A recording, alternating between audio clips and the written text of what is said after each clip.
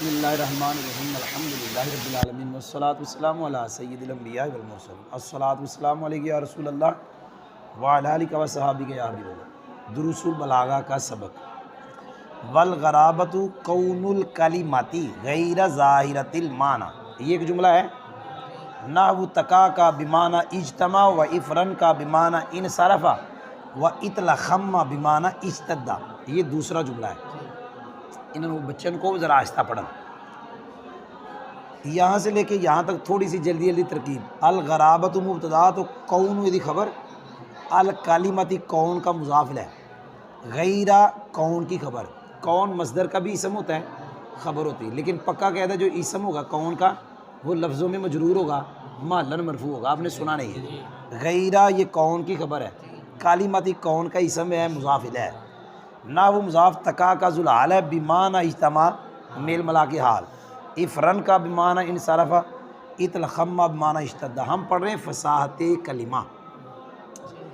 فصاحت کلمہ کی تعریف تھی کلمے کا تنافر حروف سے خالی ہونا، مخالفت قیاس سے خالی ہونا اور غرابت سے خالی ہونا۔ جب تک آپ کو تعریف کے ایک ایک جز کی سمجھ نہیں نہ آئے گی، آپ کو تعریف سمجھ نہیں آئے گی۔ تو فصاحت کلمہ میں ایک تنافر حروف، ایک مخالفت قیاس، یہ ہم نے پچھلے سبقوں میں پڑھ لیا۔ آج ہم پڑھیں گے غرابت کی تعریف، کیونکہ غرابت سے کلمے کا خالی ہونا، مخالفت قیاس سے خالی ہونا اور کلمے کا تنافر حروف سے خالی ہونا، پھر جا کے کلمہ کیا بنتا ہے، فصیح۔ تو یہ غرابت کیا ہے جی؟ آسان یہ ہے، کلمے کا معنی موضوع لہو ظاہر نہ ہونا، یہ غرابت ہے۔ سنا نہیں، کلمے کا میں نے یہ بار بار بات کی کہ غرابت وصف ہے، مخالفت قیاس وصف ہے، تنافر حروف وصف ہے۔ ہاں، جس کلمے میں غرابت ہوگی وہ کلمہ غریب ہوگا، لیکن غرابت کی تعریف وصفی ہے، یہ خود وصف ہے۔ کلمے کا معنی موضوع لہو ظاہر یہ ہے غرابت، لیکن یہ خود تو نظر نہیں آئے گی، خود قائم ہی نہیں، کسی کے اندر ہی ہوگا۔ تکا کا اس کے اندر غرابت ہے، افرن کا اس کے اندر غرابت ہے، اطلخم اس کے اندر غرابت ہے، یہ غرابت نہیں ہے۔ ہاں، یہ کلمہ غریب ہے، یہ غریب ہے، یہ غریب ہے۔ آپ کہو گے کلمے کا معنی موضوع لہو ظاہر نہ ہونا یہ غرابت ہوتی ہے، ساتھ اس کا معنی بھی بتا رہے ہو۔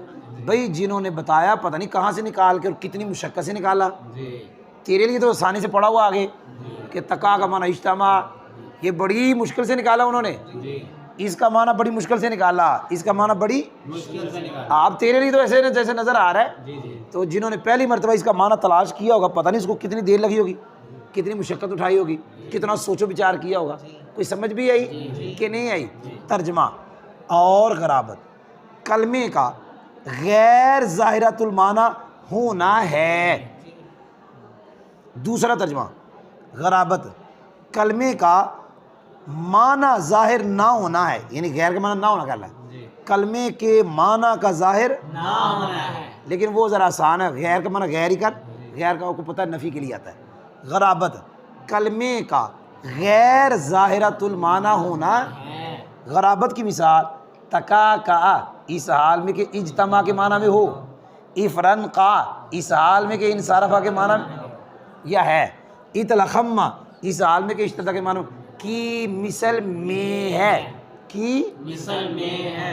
وفصاحت الکلام سلامت من تنافر الکلمات مجتمعۃ ومن دوف التالیف ومن التاکید ما فصاحت کلماتہ۔ ہم نے پڑھا فصاحت تین چیزوں کی صفت واقع ہوتا ہے، کلمہ، کلام، متکلم۔ اس کا مطلب یہ تھا فصاحت کی تین قسمیں، فصاحت کلمہ، فصاحت کلام، فصاحت متکلم۔ ابھی جو میں نے عبارت پڑھی یہ فصاحت کلام کی تعریف ہے۔ اس کے اندر دو لفظ ہے، ایک مجتمعۃ اور ایک ما فصاحت کلمات۔ یہ ما فصاحت کلمات حال بناتے ہیں سلامتوں کی حوض میں، آپ نے سنا نہیں، مجتمعۃ حال بناتے ہیں کلمات سے، سنا نہیں۔ فصاحت کلام کی طرح زبانی پڑھیں گے تو یوں کہیں گے کہ تین چیزوں سے کلام خالی ہو اور ایک چیز کلام میں پائی جائے۔ فصاحت کلام میں قیدیں ہیں، شرطیں ہیں، 3 عدمی ہیں، ایک وجودی ہے۔ عدمی میں نہ ہونے والی، نمبر 1 فصاحت کلام، تنافر کلمات سے خالی ہو، کلام کے اندر تنافر کلمات نہ ہو۔ نمبر 2 دوف تلیف نہ ہو۔ نمبر 3 تاکید نہ ہو۔ کتنی چیزیں نہ ہو؟ 3، تنافر کلمات، ایک چیز ہو کہ اس کے کلمات فصیح ہو، کیا ہو؟ میں پھر کہہ رہا ہوں 3 چیزوں سے خالی ہونا اور ایک کا پایا جانا۔ جی وہ جو 3 چیزوں سے خالی ہونا، اس میں ایک جو پہلی چیز ہے نا کہ کلام تنافر کلمات سے اس کے لیے شرط بھی ہے، تنافر کلمات سے کلام خالی ہو اس حال میں کہ کلمات جمع ہو۔ جب کلمات جمع ہوئے تو پھر کلام تنافر کلمات سے خالی ہو۔ بھئی سمجھ بھی آئی کہ نہیں آئی؟ اب ترجمہ ہوگا۔ اور فصاحت کلام، کلام کا تنافر کلمات سے خالی ہونا ہے اس حال میں کہ کلمات جمع ہو، اور کلام کا دوف تلیف سے خالی ہونا ہے، اور کلام کا تقی سے خالی ہونا ہے، کلام کے کلمات کے فصیح ہونے کے ساتھ۔ فالتنافر وصف فی الکلام یوجب ثقلہ علی اللسان وعسر النطق بہ۔ نحو کیا ہے آگے؟ بولو یار۔ فی عرش الشرع مثلک یشرع ولیس قرب قبر حرب قبر کریم متی امدح امدح والورا معی واذا ما لمت لمت وحدی۔ پھر وہی جملہ کہوں گا کہ تعریف کا ہر جز سمجھ آئے تو تعریف سمجھ آتی۔ یہ میں نے تعریف پڑھائی، اس کے اندر جو پہلا جز ہے تنافر کلمات، یہ کیا ہے؟ آپ کو جب تک پتہ ہی نہیں ہوگا تنافر کلمات کیا ہے، آپ کلام کو تنافر کلمات سے خالی کیسے کریں گے؟ جس چیز کا پتہ ہی نہیں آپ اسے بچیں گے کیسے؟ ہمیں وہ تنافر کی تعریف پڑھا رہا ہے، لیکن اب یہاں پہ خالی کہتے ہیں تنافر، مراد تنافر کلمات۔ اس کی تعریف اور تنافر حروف کی تعریف ملتی جلتی ہے، صرف فرق اتنا ہے وہ کلمہ میں وصف تھا، یہ کلام میں، وہ بھی کلمہ کو زبان پہ ثقیل، یہ کلام کو زبان پہ ثقیل۔ تعریف ہو گئی۔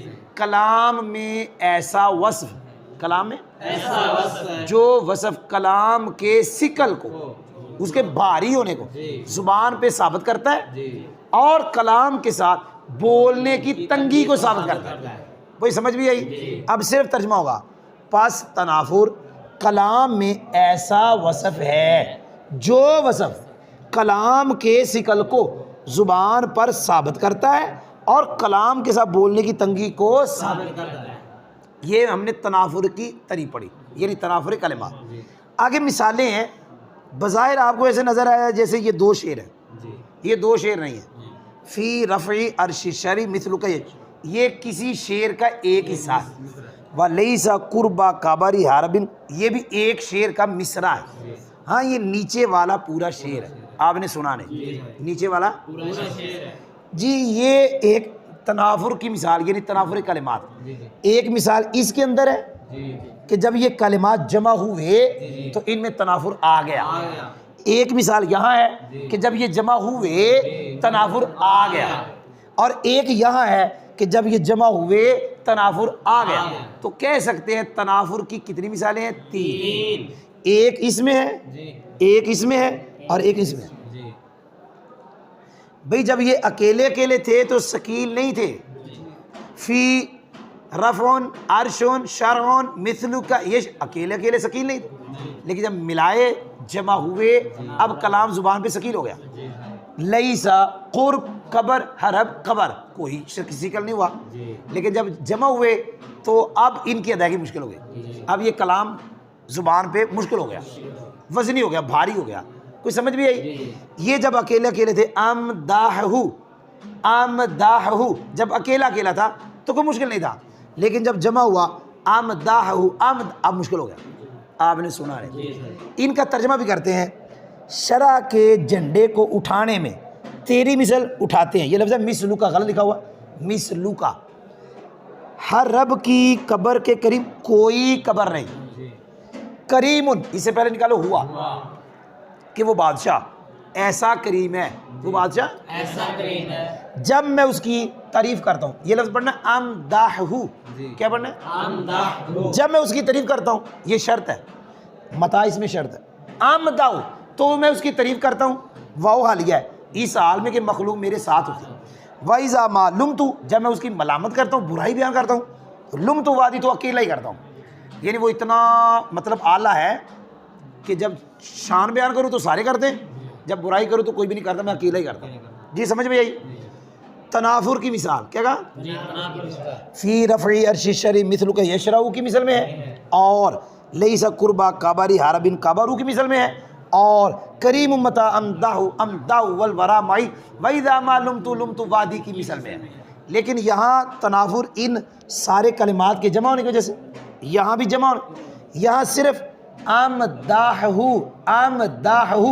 ایک تو امدہ کا تکرار اور ایک ہا کا جمع ہونا, ان دو وجہ سے یہاں سکل ہوا, کلام ثقیل ہوا. ہا کا جمع ہونا اور امدہ کا تکرار, اس وجہ سے یہ کلام کیا ہوا؟ الحمدللہ.